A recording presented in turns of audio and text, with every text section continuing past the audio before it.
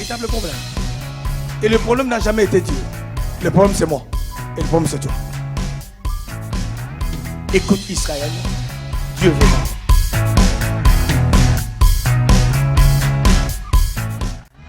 Tu peux passer une saison de difficulté. Ça ne peut pas durer éternellement.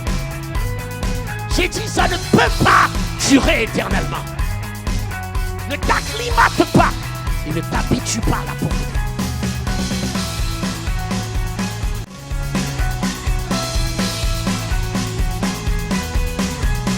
Tu es, commence à lier l'esprit de pauvreté. Dis esprit de pauvreté, liez-le maintenant.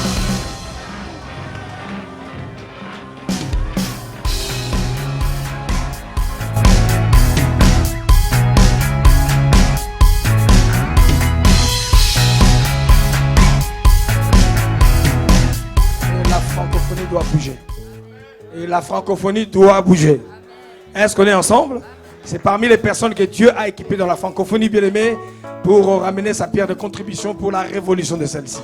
Pendant que nous acclamons le grand Dieu, non, pendant que nous poussons un grand cri vers le grand Dieu, non, je m'en vais appeler l'apôtre Isaac Patrick, certainement bien-aimé, qui va nous ramener dans cette présence. Toutes choses et avec toi je vais avancer.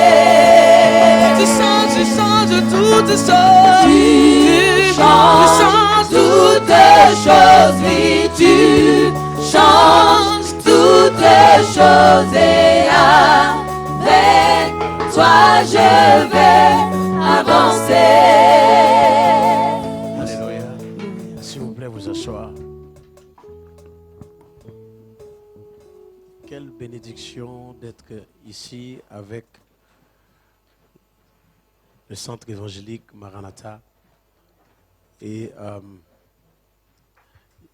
je remercie le Seigneur pour cette opportunité de toucher un sujet dans les prochains 4 jours qui, je crois, est impératif pour avancer le royaume de Dieu dans cette saison, dans les différentes villes et pays. Et je remercie le Seigneur pour le bishop Mozengo et pasteur Marie-Thérèse pour l'invitation. Merci beaucoup pour cette opportunité d'avancer cette révélation que je crois est nécessaire pour nous, pour le mandat que Dieu nous a donné pour avancer le royaume de Dieu dans les différentes villes et nations. Merci beaucoup. Comme le bishop Mozengo vient juste de dire, je ne suis pas venu seul, je suis venu avec mon fils. Il est le deuxième, et même si j'ai l'air de 18 ans, il n'y a personne qui dit amen pour ça. Même si le Seigneur nous permet d'être jeunes, mon fils, il est âgé de 18, il va avoir 19 ans dans quelques semaines. Le deuxième, ma fille, a 20 ans, lui, il a 18 ans, et il est en train de travailler dans la jeunesse. J'ai senti bien de venir pour qu'il fraternise avec nous ici. Est-ce qu'il peut se lever pour que vous puissiez le voir?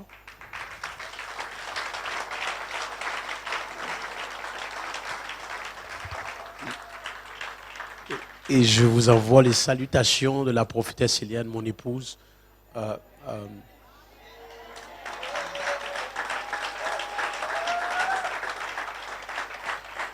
Et toute la famille de PQL Montréal.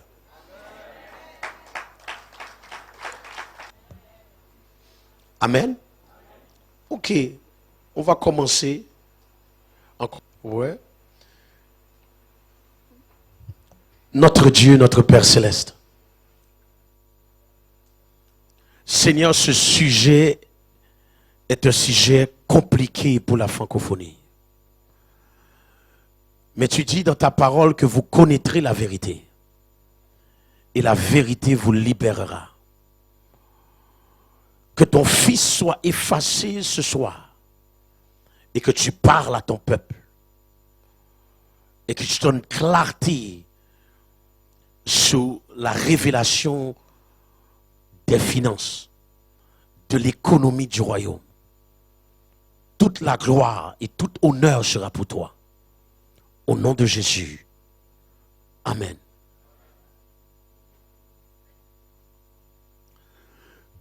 Mesdames et messieurs, peuple de Dieu, alors que les nations vivent des crises et des réalités sociales et systémiques colossales, présentement, le monde est en train de récupérer des attentats de l'attentat qui s'est fait dans le Royaume-Uni. Tandis que les nations vivent des crises. Le corps de Christ se cache derrière les 4 murs d'un bâtiment qu'on appelle Église. Et dans son environnement et culture évangélique. Ça veut dire le monde, la Bible nous dit, attend avec impatience la manifestation des fils de Dieu. La France attend avec impatience la manifestation du peuple de Dieu. Écoutez-moi bien, nous ne pouvons plus simplement, et j'ai dit simplement, amener sur la table des prédications et des enseignements augmentant la spiritualité du croyant en attente de la vie éternelle.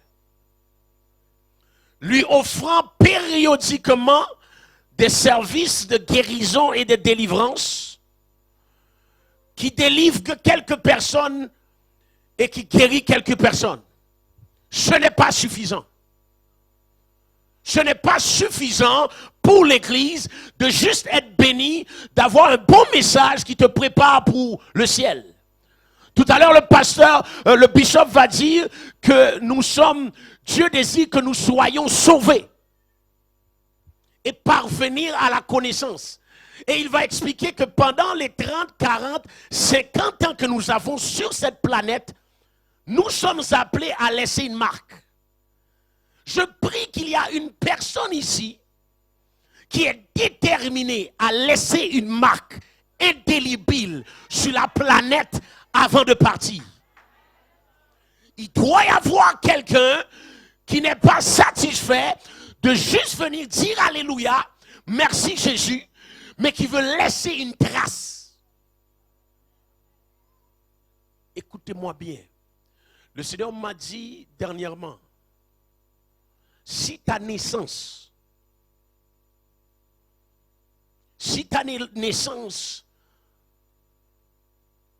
n'a pas marqué personne dans l'histoire, c'est pas grave. Mais si tu vis et tu laisses aucun impact dans le monde, c'est ta faute. Si ta naissance n'a laissé aucun impact sur la planète, il n'y a pas de problème. Mais si tu vis et ta vie ne laisse aucun impact indélébile sur la planète, c'est ta faute. Jésus qui a vécu, et il semblerait, il est né dans un lieu où ce que les chevaux mangeaient. Il est né dans un lieu où ce que les brebis mangeaient. Une naissance qui semblait incognito. Mais en l'espace de 33 ans, il a marqué l'histoire pour le restant de l'humanité. Est-ce qu'il y a quelqu'un ici? Donc si tu as ce code génétique,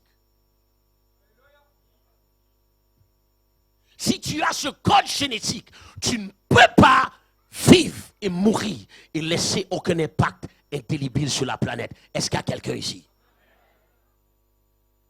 Se cache dans les 4 murs d'un bâtiment. On a toutes les différentes terminologies. Alléluia, gloire à Dieu, merci Jésus, Amen. Et après avoir reconnu toutes ces différentes terminologies, nous n'avons aucun impact dans notre société. Et le diable rit. Est-ce qu'on est là? L'ennemi est en train de massacrer les villes, les pays et les nations.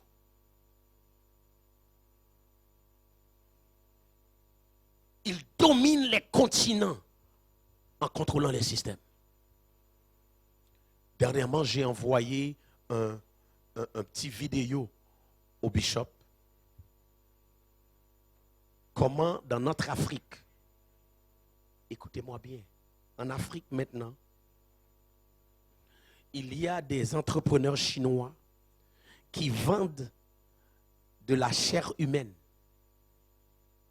broyée comme du corn beef. Ils envoient ça et ils vendent ça en Afrique.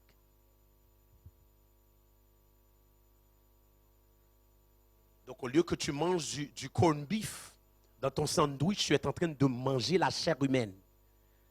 Des cadavres qu'ils ont broyés et ils nous vendent ça à petit prix.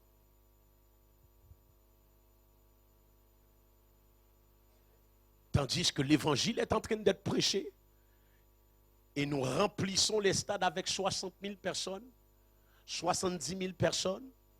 Il y a 25 guérisons, il y a 3 adresses qui ont été données, il y a 3 codes postales, on crie Alléluia et le diable rit parce que pendant qu'on fait ces petites histoires, il est en train de paralyser les nations.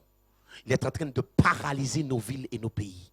Touche ton voisin et dis-lui, c'est le temps qu'on se réveille.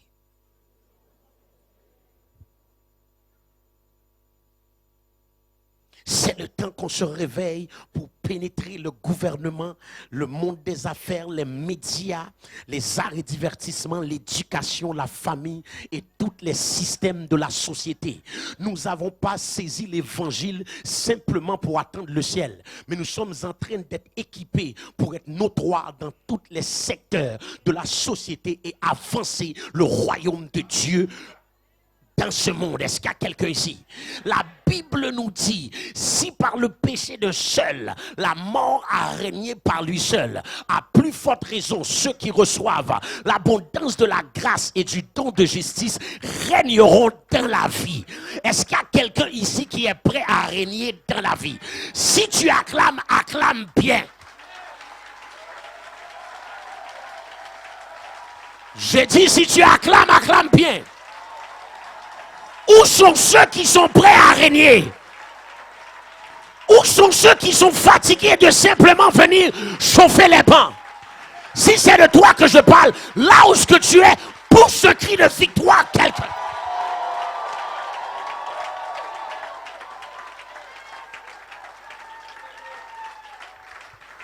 Nous devons absolument régner. Dis à ton voisin, nous devons absolument régner. Dis-lui, nous devons absolument régner. S'il vous plaît, vous asseoir. Ce n'est pas suffisant de faire le statu quo. Ce n'est pas suffisant d'être béni, de venir ici à chaque semaine, à chaque prière, à chaque intercession, à chaque service, à chaque communion. Nous devons absolument régner.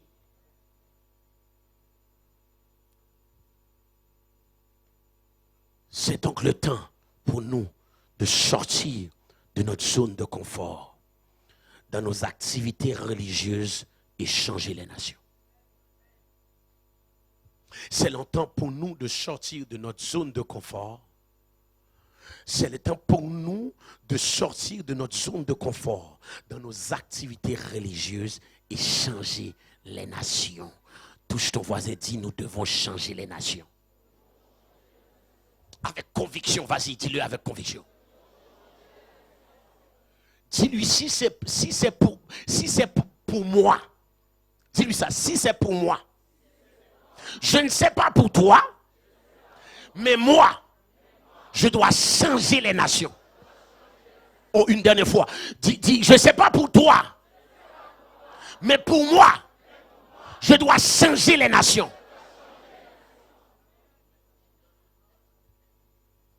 Je dois changer les nations. Et pour cela, il nous faudra les finances.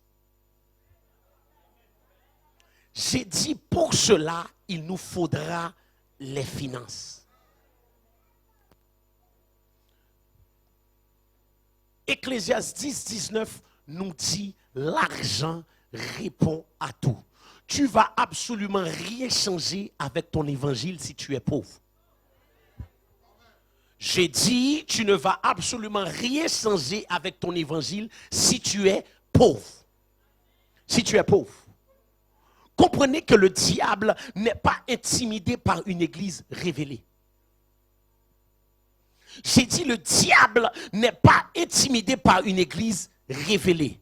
Il est intimidé par une église révélée et ayant les finances pour avancer son évangile. Donc le diable n'est pas intimidé par une église révélée et pauvre, mais une église révélée avec les finances nécessaires pour avancer le royaume dans tous les secteurs de la société. Nous ne voyons pas aujourd'hui une église bénie financièrement. Mais qu'est-ce que nous voyons aujourd'hui? C'est une église que très souvent, et j'ai dit très souvent, a un homme et une femme simplement qui est bénie. Présentement en Afrique, nous avons 100 000 personnes. Dans 100 000 personnes, une personne est bénie avec sa famille. Est-ce que vous êtes là avec moi? Si vous êtes là avec moi, il faut m'aider. Il faut dire amen, apôtre, vas-y, avance. Si c'est la vérité, dis avance. Si ce n'est pas la vérité, dis rien. 100 000 personnes, un leader béni. Avec sa famille, ses enfants. Maintenant, comprenez que c'est normal que le leader soit béni. Parce que tu ne peux pas me relâcher quelque chose que tu n'as pas. Ça veut dire, si je suis pauvre, si je pose les mains sur toi, même si tu as l'argent, tu vas le perdre. Je peux parler à quelqu'un. Ça veut dire, c'est normal, puisque l'onction coule de la tête en descendant. C'est normal que le leader soit béni. Et je vais vous dire quelque chose. L'apôtre Isaac est béni. J'ai laissé 65 000 $ US comme comptable en 97. Pour commencer un ministère avec rien. C'est comme ça que j'ai commencé. Je ne suis pas devenu pasteur parce que je ne mangeais pas. Ce n'est pas parce que je n'avais pas de foufou et donc je suis devenu pasteur. Non. Je suis entré dans le ministère à cause d'une vocation. Mais avant la vocation, j'avais une profession. Et donc, j'ai laissé ça pour commencer dans le ministère. Mais c'est normal que si j'ai laissé 65 000 $, le Seigneur, pendant que je le sers, va me donner plus que ça. Est-ce qu'il y a quelqu'un ici? Dis amen comme si c'était pour toi. Mais l'homme de Dieu qui est béni doit libérer la révélation pour que son peuple soit béni. Parce que si le peuple est pauvre, la vision ne pourra pas s'accomplir. Donc aujourd'hui, on a des hommes qui prostituent l'onction pour qu'eux soient bénis. La prostitution des dons de Dieu pour l'enrichissement d'un petit nombre doit être exposée et démantelée. Mais ce n'est pas pour ça que le peuple de Dieu doit être pauvre. Est-ce que vous êtes là? Parce que le diable, il n'a pas peur d'une église pauvre. Le diable n'est pas intimidé d'une église pauvre.